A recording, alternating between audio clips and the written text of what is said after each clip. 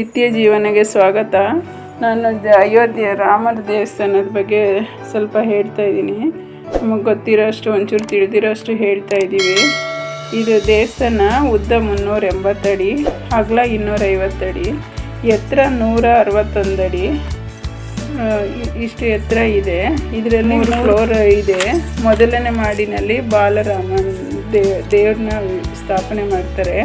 ಎರಡನೇ ಮಾಡಿನಲ್ಲಿ ದರ್ಬಾರ ಹಾಲ್ ಅಂತ ಮೂರನೇ ಮಾಡಿನಲ್ಲಿ ಜ್ಞಾನ ಮಂಟಪ ಮಾಡ್ತಾ ಇದ್ದಾರೆ.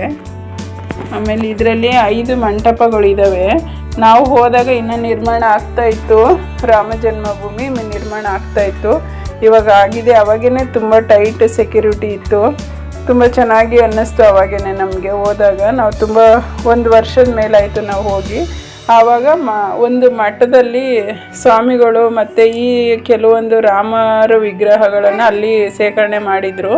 ಆವಾಗ ಹೋಗಿ ಬಂದ್ವಿ ನಾವು. ಅವಾಗೆ ಕೇಳ್ತಾಯಿದ್ರು, ದೇವಸ್ಥಾನ ನಿರ್ಮಾಣಕ್ಕೆ ನಿಮ್ಮ ಕೈಯಲ್ಲಾಗಿದ್ದಷ್ಟು ಸಹಾಯ ಮಾಡಿರಿ ಅಂತ ಹೇಳಿದ್ರು.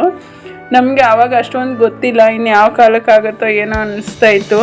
ಇವಾಗ ನೋಡಿದ್ರೆ ನಾವು ಏನು ಅಂತ ಸಹಾಯ ಮಾಡಲೇ ಇಲ್ಲ ಅನಿಸುತ್ತೆ. ಏನೋ ಒಂಚೂರು ಕೊಟ್ಟಿದ್ದು ಅದೇನೋ ಇದೇ ಇಲ್ಲ ಅಂತ ಅನ್ನೋಷ್ಟು ಅನಿಸುತ್ತೆ ಇವಾಗ ನೋಡಿದ್ರೆ. ಈ ದೇವಸ್ಥಾನದಲ್ಲಿ 392 ಫಿಲ್ಲರ್ ಇದೆ. ಒಂದೊಂದು ಫಿಲ್ಲರ್ಗೂ ತುಂಬ ಮನೋರೋಂಚಕವಾಗಿ ನೋಡೋ ಅಂಥ ಕೆತ್ತನೆಗಳಿದೆ.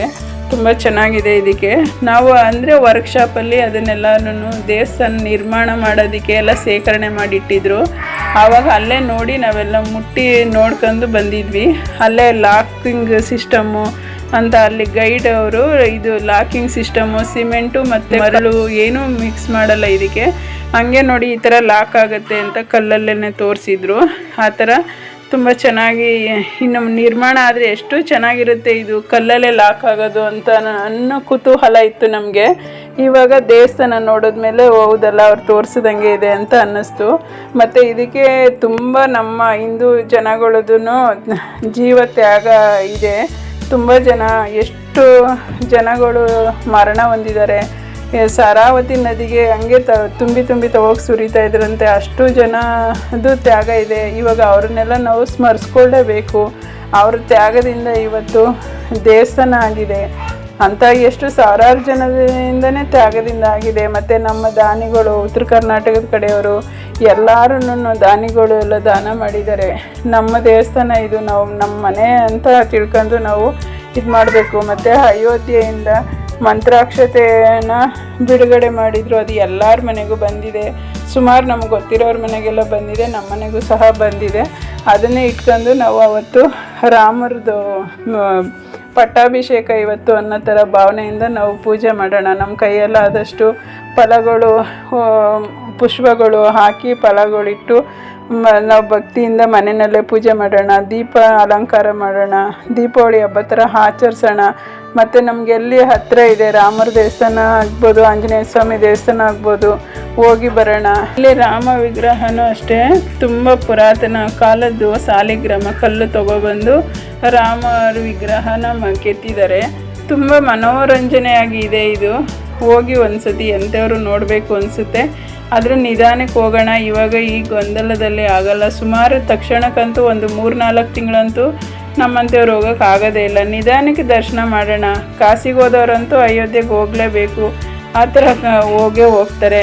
ಇಲ್ಲ ಬರೀ ಅಯೋಧ್ಯೆಗಾದರೂ ಹೋಗಿ ಬರ್ಬೋದು. ನಿಧಾನಕ್ಕೆ ಹೋಗೋಣ. ಗೊಂದಲ ಮಾಡ್ಕೊಳ್ಳೋದು ಬೇಡ. ಅದು ನಮ್ಮ ದೇವಸ್ಥಾನ. ನಾವು ನೋಡ್ದಿರ ಇರ್ತೀವ, ನಮ್ಮ ದೇವಸ್ಥಾನಕ್ಕೆ ನಾವು ಹೋಗ್ತೀವಿ. ಆದಷ್ಟು ಗೊಂದಲ ಮಾಡ್ಕೋಬೇಡ್ರಿ ಯಾರೂ. ಕೇಳೋಣ. ನಮ್ಮ ರಾಮಾಯಣದಲ್ಲಿ ನೋಡೋದ್ರಾಗಲಿ ಮತ್ತು ಹೇಳೋರನ್ನ ಈ ಅಜ್ಜಿ ಅವರು ಮತ್ತು ಪುರಾತನದವ್ರು ಹೇಳೋದಾಗಲಿ ನೋಡಿದ್ರೆ ರಾಮರಿಂದ ನಾವು ಕಲಿಯೋದು ಬೇಕಾದಷ್ಟಿದೆ. ಎಷ್ಟು ಕಲ್ತ್ರೂ ಕಡಿಮೆನೇ. ಏಕಪತ್ನಿ ರಥಸ್ಥ ಮತ್ತು ಮರ್ಯಾದೆ ಪುರುಷ ಅವನು. ಸೀತಾ ದೇವಿ ರಾಮರು ಅಂತಂದರೆ ಯಾರೂ ನೋಡ್ದಿರ ಇಲ್ಲ, ನೋಡಲೇಬೇಕು ಅನ್ನೋ ಕುತೂಹಲ ಬರುತ್ತೆ. ಯಾವುದು ಚಿಕ್ಕ ಮಗು ಆಗಲಿ ರಾಮರ ಬಗ್ಗೆ ಅಷ್ಟೇ ಗೌರವ ಇದೆ. ರಾಮರ ತತ್ವನ ಅಳವಡಿಸ್ಕೊಳ್ಳೋಣ. ಇನ್ನು ನಮ್ಮ ರಾಮರ ದೇವಸ್ಥಾನ ಮೇಲೆ ಬಂದು ಪಟ್ಟಾಭಿಷೇಕ ಆಗುತ್ತೆ. ಇನ್ನು ನಮ್ಮ ದೇಶ ಸುಭಿಕ್ಷವಾಗಿರಲಿ. ಎಲ್ಲ ಗಂಡು ಮಕ್ಳಿಗೂ ಆಯಸ್ಸು ಆರೋಗ್ಯ ಕೊಡಲಿ. ಮತ್ತು ರಾಮರ ಥರನೇ ಬದುಕೋ ಜ್ಞಾನ ಬುದ್ಧಿನ ಕೊಡಲಿ ನಮ್ಮ ರಾಮರು. ಈಗ ರಾಮರ ಬಗ್ಗೆ ತಾರತಮ್ಯ ಮಾಡೋರಿಗೆ ಈ ಫಸ್ಟೇ ರಾಮ ಅವರು ತುಂಬ ಸರಳವಾದವರು, ಉತ್ತಮರು. ಅವರು ಅವ್ರಿಗೆ ಗುಣನ ಕೊಡಲಿ. ಆ ಕಾಲದಲ್ಲೆಲ್ಲ ರಾಕ್ಷಸರನ್ನೆಲ್ಲ ಸಂಹಾರ ಮಾಡಿರುವಂಥವರು ರಾಮ. ದೇಶಕ್ಕೇ ಒಳ್ಳೆ ಭಕ್ತಿ ತಂದು ಕೊಟ್ಟಿರೋರು. ಅದೇ ಥರ ಇವಾಗೂ ಈ ತಾರತಮ್ಯಗಳೆಲ್ಲ ಹೋಗಿ ದೇಶನ ಸುಭಿಕ್ಷವಾಗಿ ಇಡಲಿ, ನಮಗೆಲ್ಲ ಒಳ್ಳೆ ಆಯಸ್ಸು ಆರೋಗ್ಯ ಕೊಟ್ಟು ಪ್ರಪಂಚನ ಸುಭಿಕ್ಷವಾಗಿ ಇಡಲಿ ಅನ್ನೋದೇ ನಮ್ಮೆಲ್ಲರ ಆಸೆ. ಈ ವಿಡಿಯೋ ನೋಡಿದ್ದಕ್ಕೆ ಧನ್ಯವಾದಗಳು.